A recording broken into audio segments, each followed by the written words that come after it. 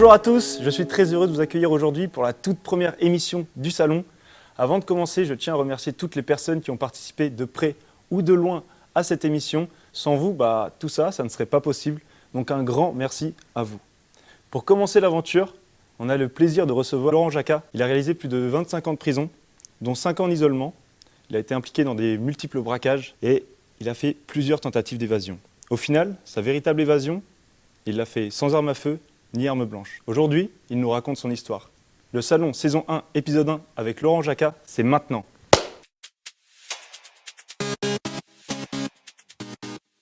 Bonjour Laurent. Salut. On est vraiment très heureux de t'accueillir aujourd'hui. Merci beaucoup d'avoir accepté l'invitation. Moi aussi, on peut s'exprimer, on peut dire les choses, parler. On est bien, le salon c'est vraiment un endroit où on parle librement. C'est vrai, c'est confortable, j'avoue. Ah, c'est pas mal, la c'est petite pas déco, mal, elle est on pas est là, mal. on est bien, bon, sauf la cristalline. Mais... Pourquoi la cristalline? Parce que c'est de l'eau de commissariat, c'est de l'eau qu'ils donnent en prison, donc je peux pas la boire. Ils ont que ça, que de la cristalline. Ouais. Et du coup, pour revenir sur ta vie incroyable, donc, tu as passé 25 ans en prison et tu es devenu maintenant auteur et conférencier. Tu as fait une conférence TEDx. C'est même un des records Vue France. Donc félicitations à toi. Et tu as écrit 2 livres, si je ne me trompe pas. Donc le premier livre, c'est La guillotine carcérale, que tu as écrit en prison. Et là, tu parles des conditions de vie de la prison. Ouais. Et un deuxième livre, donc J'ai mis le feu à la prison. C'est plutôt Que des titres sympas. Ouais, ça a l'air bien. Ah, que des titres chatoyants, on va dire. Et c'est le deuxième livre, du coup, c'est plus un témoignage sur les conditions de prise en charge de la maladie en détention. Donc tu t'es beaucoup battu là-dessus, parce qu'on reviendra après, mais voilà, tu as appris ta séropositivité en prison. Si tu veux bien qu'on revienne un peu sur ton parcours, et après tu nous expliques comment tu vis en fait cette situation, le fait d'ancien prisonnier et d'être dans une société où on a le sentiment d'être emprisonné. On est très restreint au niveau des libertés, avec le contexte sanitaire actuel. Mais avant, si tu es bien d'accord, je te propose de faire ton portrait chinois, histoire de connaître un peu plus ta personnalité. Ouais, vas-y. Allez, c'est parti.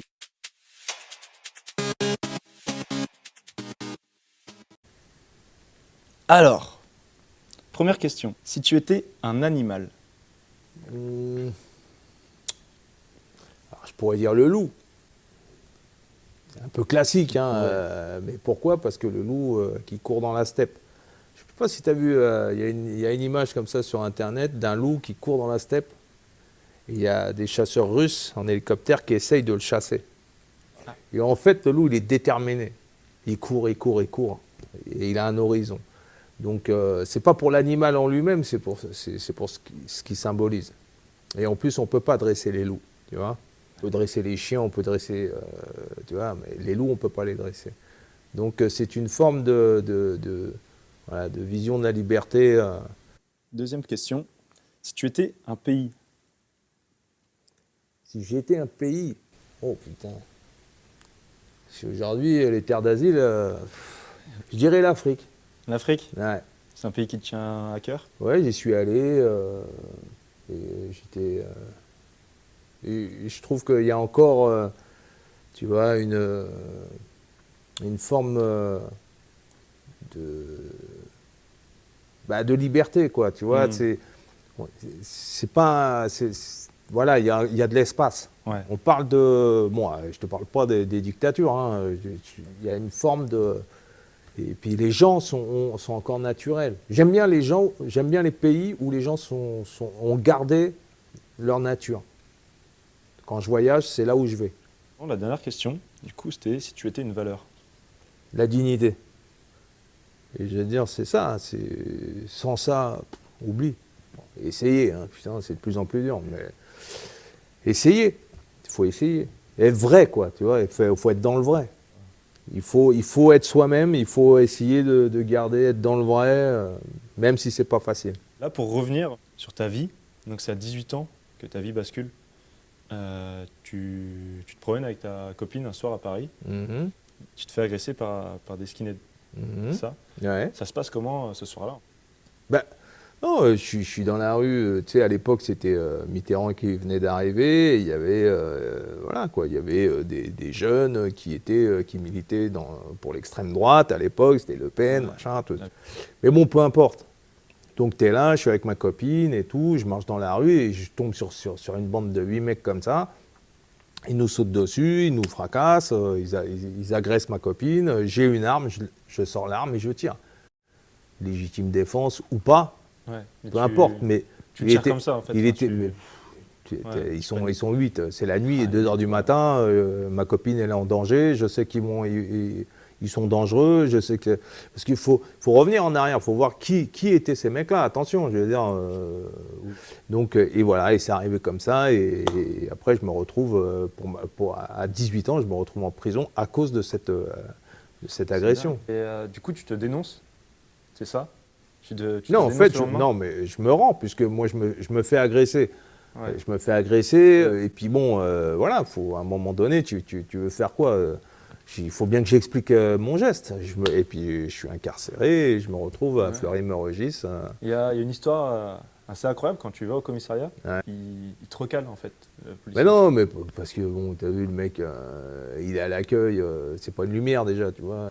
Et je lui dis, c'est moi qui ai tiré, machin, tu vois. Je lui dis, je viens pour l'affaire et tout. Il me dit, non, mais attendez, là, ils sont pas là, machin. Je lui dis, mais c'est moi qui ai tiré. Anecdote. Du coup, je te fais incarcérer à Fleury, ça, à 18 ans. Ça se passe comment quand tu rentres à 18 ans? Tu es tout jeune, tu rentres à 18 ans dans un milieu carcéral. Fleury, qui est la plus grande prison d'Europe. Ben, en fait, ton intégration, en fait moi, ce qui m'a choqué le plus, et que je ne savais pas en fait, c'est qu'on construisait des cages pour les êtres humains. Ouais. Tu vois, j'avais aucune idée qu'on pouvait... Il y a toute une construction, tu sais, les menottes, les chaînes, les entraves, les camions, les fourgons cellulaires. Il y a toute une industrie comme ça, spécialisée dans les barbelés, tu vois. Il y a toute une industrie comme ça, faite pour enfermer les êtres humains. Et je découvre cette unité. Et des établissements, tu vois, des prisons, tout ça, je ne connaissais pas. Je ne savais pas que... Alors évidemment, on dit il y a une prison, mais une prison, tu vas à un carré avec des barreaux, et voilà, c'est ça que tu imagines. Mais quand tu es à l'intérieur, et que tu vois tout le dispositif qui est mis, alors tu vois, tu fais même la garde à vue, tu es dans une cage, ensuite on te met dans une autre cage, ensuite... Et après, de cage en cage, en fait. C'est la privation de ton espace et de ton mouvement. C'est-à-dire que on te met les menottes, donc tu peux pas. On te contraint. On te contraint par le mouvement physique. Et donc, c'est ça, la première impression que j'ai sentie, c'est-à-dire, avant, je pouvais faire ça. Tu sors, tu vas te balader, et là, tu peux plus. Tu te dis, putain. Et après, on te met dans un camion, un fourgon cellulaire de 1 mètre sur 1 mètre, comme ça, pas face à la route, enfermé avec une grille comme ça, et tu roules dans un camion et tu as 20 mecs autour dans chaque cabine, comme ça. Mais j'avais aucune idée qu'on pouvait construire des camions comme ça, moi. Donc, tu es là, tu as envie de dégueuler parce que tu n'es pas dans le sens de la route, tu ne vois pas les trucs, parce que tu vois, tu as le stress, tu n'es pas bien. Ensuite, tu arrives dans la prison de Fleury-Mérogis, donc c'est la plus grande prison d'Europe, c'est une ville. Et tu arrives dans un univers, dans un nouveau monde, quoi. Je ne sais pas comment tu es barbelé, des murs, des trucs, et tu as toujours cette pression comme ça. Et en fait, c'est la pression qui est mentale, qui te... Quelle pression faut que tu... La pression, c'est cet enfermement, ce stress, ce truc qui est complètement... tu ne comprends pas ce qui t'arrive, en fait. Tu ne comprends pas. Tu te recroquevilles sur toi-même? Tu découvres petit à petit, tu arrives à la fouille, on te met dans une cage, on te met à poil. Moi, personne ne m'avait mis à poil devant quelqu'un, tu vois, mais on te met à poil, tu t'es fouillé. Après, on te donne un plateau, des trucs, des machins. Après, tu prends un autre camion, tu vas dans un bâtiment et tu es enfermé dans la cellule. Clac, clac. Et tu sors plus. Intégration. Et tu te fais des potes là-bas? Tu arrives à... Non, mais là, tu ne fais pas de potes. Là. Tu es là, tu penses pas. Déjà, ton cerveau, il est là-bas. Tu vois, il est encore de l'autre côté, ton cerveau, pendant que toi, tu es là. Mm. Parce que le temps qu'il arrive et que tu comprennes ce qui t'arrive, faut... Donc, c'est ça le choc carcéral, tu vois. Et après, bah, voilà, tu fais ton parcours et tu rentres dans une cellule et avec alors, surpopulation. Donc, on est 2 par cellule, parfois 3 par cellule, voilà. Et tu rentres dans un univers que tu ne connais pas du tout. Et il faut apprendre vite. Il faut t'adapter très vite. Mais tu es sous le choc. Ça, c'est le premier jour. Et après, tu tiens ou tu tiens pas. Et c'est à ce moment-là que les gens, le premier mois, comme ça, les premiers 6 mois, c'est là où les gens les plus fragiles passent à la trappe. Hein. Il y a des prisons où il y a, enfin dans des pays, il y a des accompagnements. J'ai regardé, j'avais fait des recherches sur Internet. C'est autre chose. C'est autre chose. Si tu vas dans les pays nordiques, si tu vas au Canada, mais eux, ils se sont occupés de ça dès les années 70, les années 80. Mais nous, on s'en fout. Je veux dire, on est des incapables au niveau prison. Je veux dire, quand tu vois que la justice, au niveau financement, est 23e pays européen, on est au 23e rang, quoi. Ouais. Au niveau budget, on s'en fout. Les gens, on les enferme, c'est bon, on s'en fout. On n'a pas le temps de mettre des psys, on n'a pas le temps de... Ça coûte de l'oseille, on met rien. Tu sais, les Français, c'est des pinces, hein. Même au niveau social. Ça aussi, c'est une illusion. C'est-à-dire, quand tu vois comment... Regarde la population pénale, c'est quoi? C'est des pauvres. C'est quoi? C'est des exclus, malades mentaux, pauvres, des étrangers. C'est ça, la population pénale. Des personnes riches, ils sont dans les mêmes prisons non, des personnes très riches. Non, à la santé, ils ont fait le VIP. Voilà, de temps en temps, t'as des gens mais c'est la minorité. La majorité des gens qui sont en prison, c'est des exclus à l'extérieur. Tu fermes une usine, tu ouvres une prison. Le chômage, tous les problèmes sociaux amènent à ce qu'on fasse une économie parallèle. Donc, tu as des dealers, tu as des jeunes. Pourquoi ils dealent? Pourquoi tout le monde dit, ouais, c'est des délinquants, c'est du banditisme, c'est des machins. Mais non, ils veulent bouffer. Parce que s'ils ne font pas ça dans leur cité, ils mangent des cailloux. Alors, on dit, moi, ce que j'aime bien, c'est souvent, on dit, ouais, mais tu te rends compte, il y a des gens, ils sont pauvres, mais ils ne vont pas voler. Ouais, mais ils crèvent. Il ne faut pas penser que les gens font ça parce que, oui, évidemment, tu as toujours des cas, des mecs qui veulent briller, peu importe. Mais c'est une révolte sociale.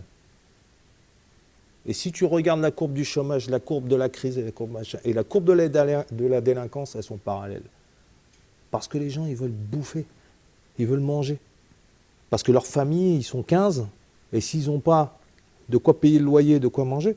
Donc, si tu enlèves tout ça, si tu mets plus d'égalité, plus de culture, plus de réponse sociale et du travail, la délinquance,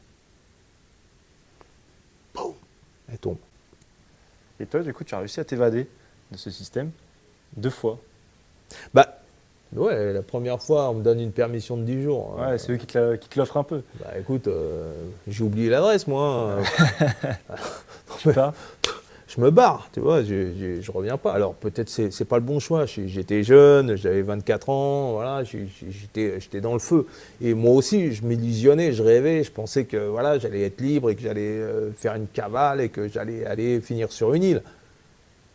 Tout ça, c'est des conneries. Ça, tu vois ça à Hollywood, tu vois pas ça dans la réalité. Dans la réalité, tu finis à la cave, tu vois, finis dans un trou, mais tu le sais pas, tu le fais. En fait, il ne faut jamais écouter son instinct, enfin son émotion. Son instinct, oui, mais son émotion. C'est-à-dire, ta première émotion, c'est de vivre, de rattraper les choses, mais tout ça, c'est du flan. Mais je le fais. On ne rattrape pas le temps perdu. Exactement. Il faut vivre le présent. Le temps perdu, il est passé. Et donc, ce que je veux dire, c'est que on se retrouve à être en cavale, être dans un système. Et à l'époque, je rentrais dans un autre système, du banditisme. Tu vois, je me dis, je suis un bandit. Tu restes combien de temps en cavale? Je ne sais plus, 8-9 mois. 8-9 mois. Et je me fais rattraper, etc. Je retourne au placard. Tu te fais rattraper comment? Je me fais balancer, après les flics qui viennent et tu rentres au placard. Et après, reprison, et je finis par sortir, fin de peine, mais je me mets direct en cavale. Tu crois être un gangster, tu te prends pour un gangster, mais en vérité, non. Mais et puis c'est ta forme de survie à la liberté, pour être libre. C'est une forme. Tu vois, j'ai pas fait, voilà quoi, j'ai pas fait des études, des machins, des trucs pour avoir une forme de liberté, de pouvoir, machin. Non, je suis, comme je connais la violence, je suis dans un monde violent, donc je continue cette violence. Et en fait, tu n'es pas maître de ton destin. À ce moment-là, tu n'es pas maître de ton destin. Tu ne le sais pas encore, tu es influencé, en vérité. Et donc, tu fais tes conneries, quoi, machin. Et je me fais arrêter, cette fois par le GIGN. Donc, je fais des braquages et je suis recherché. Et un jour, le GIGN me loge. Enfin, des flics me logent et ils interviennent avec le GIGN. C'est-à-dire, à 6h du matin, ils mettent de l'explosif autour de la porte. Et boum, ils viennent me chercher l'explosif. Et là, boum, je retourne au placard. Mais là, je pars pour des années encore, tu vois. Donc là, je viens de me taper 9 ans. Et là, je repars pour aller 15 ans ou 10 ans. Donc, il est hors de question d'accepter. Alors donc, je prépare une évasion. Je fais rentrer des armes dans la prison. Il y a tout un système. Et je trouve une astuce. Je me fais ouvrir, grâce à une ampoule que je pète, je me fais ouvrir la porte la nuit par le surveillant chef. Et donc prise d'otage, violence extrême pour pouvoir impressionner, parce que c'est que de la psychologie. Et ce moment-là, tu as le temps de te barrer. Et et donc je m'évade. Prise d'otage, machin, on arrive, on part, et voilà. Et je pars pour une cavale, et puis cavale, braquage. Là, en fait, on se fait remonter par le raid cette fois. GIGN et le raid. Les deux, j'ai fait les deux. et en fait, non, on se fait balancer, ils nous retrouvent, bon voilà, c'est compliqué, tu vois. Et on se fait arrêter, on est encerclé par le raid, et puis où tu te rends, où tu te fais allumer. Donc j'ai choisi de me rendre. Là, sinon je ne serais pas là aujourd'hui. Mais en fait, ça se termine là, tu vois. Et après, je prends 30 ans. T'as pris combien d'années au total? Je sais pas, une 70 ans, toute condamnation confondue. Mais tu as la compression au maximum légal. Une vie. C'est-à-dire que tu restes à 30 ans en France. Tu vois. Tu restes à 30 ans. Donc, Et du coup, après, tu passes 5 ans en isolement. Ça se passe comment l'isolement en fait? Tu passes au mitard d'abord? Alors, après m'être fait arrêter par le raid, il y a évasion, prise d'otage, tous les braquages et tout ça. Donc, mais la sanction, c'est comme tu es devenu un individu dangereux, capable de t'évader et faire des prises d'otages, donc tu as un statut spécial qui est au ministère qui s'appelle le détenu DPS. C'est comment? Enfin, c'est une toute petite pièce? Pendant 5 ans, tu es enfermé dans un cube de béton sans voir personne. Voilà. Et donc, c'est une forme de punition, d'ailleurs, qui a été condamnée par l'Europe comme une torture blanche, parce que le quartier d'isolement met l'individu seul, sans rapport et sans interaction humaine pendant des années et des années. Et il devient fou, en fait. Il devient dingue, hein. Tu deviens complètement dingue. On t'enferme dans un cube de béton, tu ne sais pas quand tu vas te sortir en promenade, tu es enfermé pendant 1 mois, 2 mois, 3 mois, 6 mois, 1 an, 2 ans, 3 ans, 4 ans et des années. Et tu tournes, tu fais toutes les prisons de France. Ouais, tu te fais transférer. Transférer, ils viennent te chercher à 5h du matin avec des casques, des cagoules, des machins, ils te mettent dans un camion et tu pars, tu ne sais pas où tu vas. Et je me retrouve au mitard de Fresnes. Et au mitard de Fresnes, à l'époque, c'était des chiottes turques, et tu as un rat qui est sorti du chiotte. Tu vois, je vois sa tête qui sort, putain, je dis, mais c'est un truc de fou. Et finalement, tu te fais chier, t'as pas de montre, t'as pas de glace, t'as pas, à l'époque, on enlevait le matelas. Maintenant, l'Europe a fait en sorte qu'ils te laissent les matelas dans les mitards. Donc, tu devais rester debout. Et donc, j'ai ce petit rat qui vient de temps en temps, comme ça, je lui donne des bouts de pain, et puis je finis par être pote avec lui, quoi, tu vois. Je discute, et c'est là où tu te rends compte de l'humilité de l'humanité, tu vois, quand tu es là dans ta situation comme ça, et puis tu discutes juste avec un rat. Il restait près de toi, il avait pas peur de toi? Ben non, à force de le nourrir, il venait, tu vois.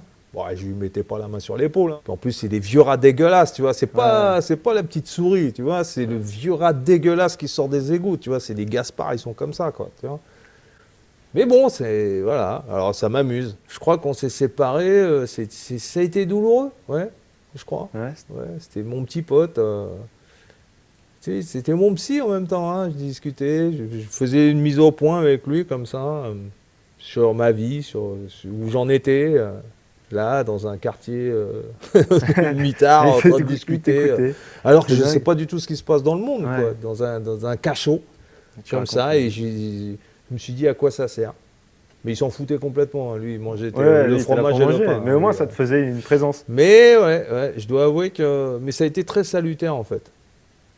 Tu vois, d'en être réduit à ça. Et à partir de là, j'ai tout construit. Du coup, tu fais de l'isolement et tu t'occupes en lisant. Ben, en fait, j'avais pas une notion de la lecture comme ça, j'avais pas le temps en fait. M'en foutais. Mais quand tu as le temps, quand ton corps est pris dans du béton comme ça, même ta cour de promenade, c'est sur les toits, c'est du béton, tu vois personne. Et tu commences à lire, c'est une forme d'évasion aussi. Tu commences à lire les auteurs, tu commences à... Et il y a une puissance dans la lecture en fait. Il y a une puissance dans les bouquins. Tu lisais quoi? Toutes sortes de bouquins, mais toutes sortes. Donc tu vois, de Céline à Camus, de qui tu veux. Et la culture en fait, c'est pas seulement la culture, c'est aussi une façon d'exprimer ce que tu ressens. Et ce que peuvent ressentir les autres, leur transmettre quelque chose. Et quand tu as été privé de ça, ça devient un challenge en fait. Et il faut apprendre. Et donc tu lis, tu rentres dans les histoires, tu vois le mécanisme, comment des gens expriment leurs idées, leurs révoltes, leur vie, mais dans tous les domaines. Et, tu vois, si tu lis La peste de Camus, par exemple, tu te rends compte du comportement humain de gens face à une épidémie dans Alger à l'époque et tout. Mais c'est fascinant. Donc, et puis tu peux tellement passer de messages dans l'écriture. Et je me suis rendu compte que c'était ce qui me manquait. Parce que je m'exprimais par la violence, je m'exprimais par plein de choses dures, fortes, mais qui ne portaient pas en fait. Et qui finalement se retournaient contre moi et je me retrouvais avec... Et donc je me suis dit, ça c'est un moyen de s'évader. Ça c'est un moyen d'exprimer les choses et de mettre en place tes idées, de proposer tes idées et elles vont où elles vont. Et donc je me suis mis à lire et je commence à écrire. Tu rencontres François Chouquet? Ouais, qui est mort il y a 3 mois d'ailleurs. Ouais, il est mort d'un cancer il y a 3 mois. J'ai fait une oraison funèbre pour lui. Mais c'était un type extraordinaire. C'était un prof de philo de Paris 7 qui s'est dévoué pour donner des cours à des prisonniers. Et il a créé une section qui s'appelle la section des étudiants empêchés de Paris 7, c'est la seule en France, qui intervient en prison pour leur apporter des compétences et des diplômes universitaires. Et donc, je sors de l'isolement en 2000, donc j'y suis depuis 95. Je sors à l'isolement en 2000 et j'arrive à la santé et il y a ce fameux cours avec ce prof. J'envoie un courrier, je dis voilà... J'aimerais participer à vos cours, puisque j'avais commencé à avoir une lecture, je m'intéressais vraiment au truc. Et il me reçoit et je commence à faire des cours de philo, sur la littérature et tout, etc. Et je me lance D'abord, il faut que je passe le DAU, quoi, tu vois, pour obtenir un accès à la licence de lettres. Et donc, j'étudie, mais en même temps, je suis transféré, je suis jugé, je repars, je fais le tour de France, je reviens, bon bref. Et je commence à écrire mon premier bouquin en prison. Et je le fais sortir et il est édité. Comment tu as réussi à l'écrire du coup? Parce que tu n'avais pas le droit? Ouais, mais je cachais tout. Ouais. Donc, tu arrives toujours à te démerder. Donc, petit à petit, je les faisais sortir, etc., etc. Donc, et puis voilà, ça s'est fait comme ça. Parce que c'était important d'expliquer ce que je pouvais pas.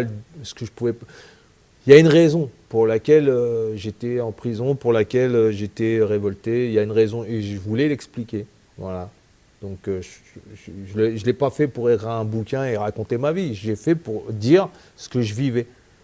Si tu étais à ma place, tu ferais quoi? Et dans la littérature, c'est ce que j'ai essayé de faire. Et donc, ce qui m'a permis de pouvoir ouvrir une autre porte. Puisque j'étais serré, après m'être évadé physiquement, d'avoir fait des tentatives d'évasion, de machin, d'avoir pris 30 ans pour ça, des machins. Tu vois, j'ai pris 14 ans pour les évasions en tout, plus le reste. Donc, j'ai compris que la violence en elle-même, elle était contre-productive. Donc, il a fallu utiliser d'autres moyens, mais toujours dans le même objectif. Et donc, finalement, je suis arrivé à faire ces études, à obtenir le DAU, à commencer la licence de lettres. Plus ça va, plus je réalise des choses auxquelles je n'avais pas accès, qui sont interdites. Et je réalise, tu te rends compte, je deviens pigiste pour le Nouvel Obs, je rentre en fac, je rentre dans un truc où je me rends compte que tout est possible en fait. Que par la force mentale, tout est possible. Mais que par ta révolte, par ta détermination, tu peux arriver à tout. À tout. Même à avoir un enfant, même à de changer complètement. Et surtout, je me rends compte que je m'évade du statut dans lequel on m'avait enfermé. Détenu dangereux, individu dangereux, tout ça, je m'évade de ça. Je vais être figé dans ce truc-là et devenir le plus grand gangster Mais je m'en fous, c'est pas la vie, ça. C'est juste une posture, c'est juste une identité que la société te colle. Et que les médias, les journalistes se régalent de ça quand ils voient un type comme ça, machin. Regardez, oh, ça c'est un monstre. Et puis oh, regardez, le monstre qui cache la forêt. Mais ah, on est tous là, mais il est dangereux. Tu vois? Non, mais ça ne m'intéresse pas, je veux m'échapper de ça, moi. Je vais te dire un truc. Un évadé, un ex-évadé restera toujours un évadé. Et ma conception de la vie est basée sur l'évasion. C'est-à-dire qu'il faut s'évader de tout système de pensée, de tout système. Il faut avoir... mais tout ce qui ne correspond pas à ce que tu es, il faut t'en évader. C'est-à-dire que, voilà, cette étiquette de gangster, de bandit, d'individu dangereux, je me suis évadé de ça parce que ça ne me plaisait pas, parce que, en fait, que ça soit négatif ou positif, tu sers le système. C'est-à-dire que plus quelqu'un va faire le gangster, plus le système de répression va se resserrer. Et j'ai compris ça quand tu brûlais une prison, eh ben, le système sécuritaire, il se redressait encore plus parce qu'ils utilisaient notre violence pour dire, regardez, ce sont des gens dangereux. Ce sont des gens dangereux. Regardez, ils utilisent ta forme de violence contre toi. Alors que toi, tu te révoltes parce que voilà. Donc, il faut s'évader de tout ce système. Et le seul moyen de s'évader, c'est de le faire de façon littéraire ou intelligente ou machin. Et je me suis dit, si je veux sortir de ce statut de prisonnier dangereux, t'imagines tout ce que j'ai fait, les évasions, les machins, les trucs, et j'arrive devant une juge d'application des peines et je dois lui expliquer que je suis en train d'écrire, que je fais des machins. Elle comprend pas. C'est pas le même personnage. Puisque elle a un dossier, en fait. Elle voit tout ce que j'ai fait, les bracos, les machins, les trucs. Elle se dit, mais c'est pas le même, c'est pas lui. Ouais, qu'est-ce qui s'est passé? Il y a un dédoublement. Alors, t'en as d'autres qui vont te dire, ouais, il fait semblant.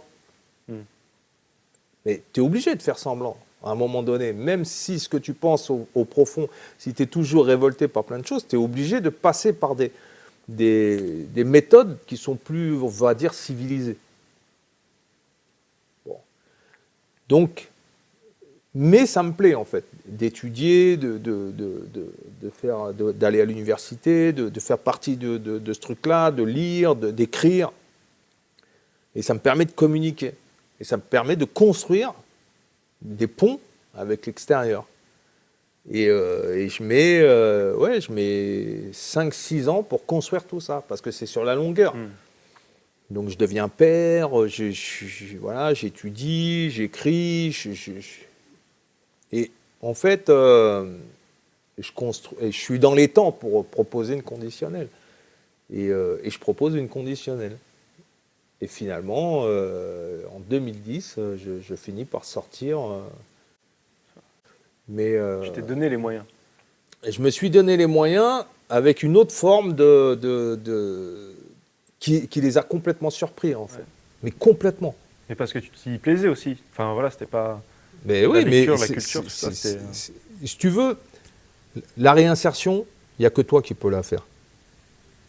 Il n'y a personne qui peut t'aider. Si le type ne veut pas, ce n'est pas la peine. Donc, et la sortie, c'est un peu la même chose. Et la réadaptation, c'est un peu la même chose. Et le fait aussi de sortir de prison, tu arrives, tu as un casier judiciaire, tu as tout ça. Pour trouver du boulot, pour trouver tout ça, tu dois tout créer tout seul.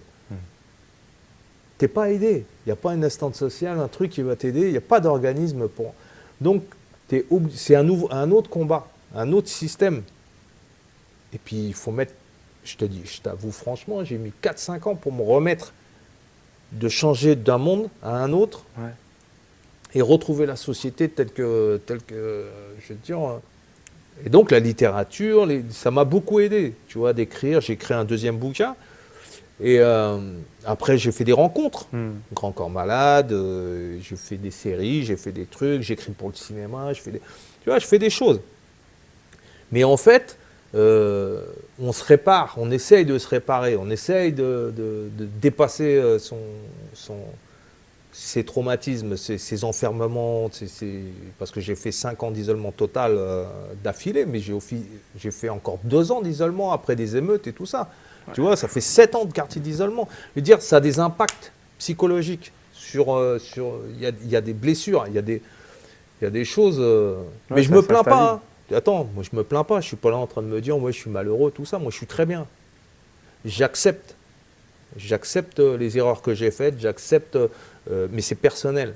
Il n'y a personne qui va me juger. J'ai déjà été jugé. C'est Malraux qui disait ça. Il disait, juger, c'est ne pas comprendre, car si on comprenait, on ne jugerait pas. Tu vois, ça sert à la littérature. Et donc, j'essaye d'être au plus juste, j'essaye de faire de mon mieux pour pouvoir m'en sortir. Et regarde, je n'ai pas récidivé. Non, je vis, bien. Je voyage. Tu vois, je vais dans d'autres pays, je vais à l'autre bout du monde. Communiquer comme je le fais là, c'est pour dire que tout est possible. Mais tout est possible. Pour n'importe qui. Pas que pour moi, que n'importe qui. Ça va être le mot de la fin. Merci encore d'être venu. Tu es sur les réseaux sociaux pour qu'on puisse te suivre, voir ton actualité. Ouais. Je suis partout. En fait, je suis partout. Je suis omniscient. Très bien. Bah, on mettra les liens. Tu vois, c'est mon avatar, il est là, il s'occupe de tout. Moi, en vérité, je travaille pour lui. Je suis exploité par moi-même. Bon, en tout cas, on mettra tous tes réseaux dans la description de la vidéo. Je vous remercie de nous avoir suivis pour cette première émission et on se retrouve très bientôt pour une toute nouvelle émission. Très bonne journée à vous. Au revoir.